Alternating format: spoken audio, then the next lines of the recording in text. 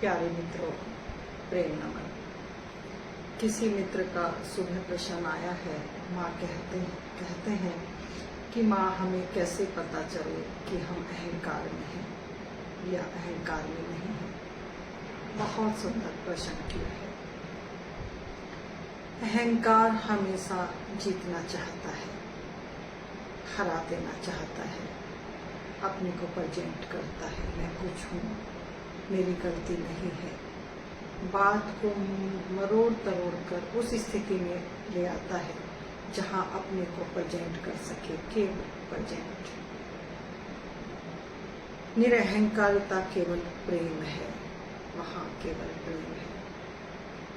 वो उसकी मन स्थिति को जानता है, पहचानता है, उसकी मजबूरी को समझता है। वहाँ कोई द्वंद्व नहीं है, केवल एक करुणा है, एक सुंदर भाव है। गलतियां जमीनी स्तर पर दिखती हैं, पर निरअहंकारिता जहाँ है, जहाँ प्रेम है, वहाँ हृदय तक नहीं जाती। और उसके हृदय से मित्र के लिए भी और प्रेमी के लिए भी वही भाव दशा समावस्था बनी रहती है। सुंदर भाव रहता है कि भला हो, कल्याण हो। उसके हृदय में भी वो निरअहंकारिता प्रेम की तरंग पैदा हो, जिससे वह अपने भीतर उस प्रेम को पहचान कर उस प्रेम का आनंद ले सके, उसका स्वाद चख सके। क्योंकि हम अहंकार में, क्रोध में, पीड़ा में और बदले की भावनाओं में जो हमारा वास्तविक मूल स्वरूप है, उसके रूबरू नहीं हो पाते और हम उस प्रेम आनंद के जीवन से वंचित रह जाते हैं जो हमारा मूल स्वभाव है। अब सवाल उठता है, क्या यह हमारे बस की बात है? बस की बात है भी और नहीं भी। बस की बात इसलिए है यदि हम सतगुरु का सानिध्य करें। लॉ ऑफ रेडिएशन काम करती है, जिससे हम प्रेम करते हैं, जिसको हम चाहते हैं और हम वैसा ही हो जाना चाहते हैं।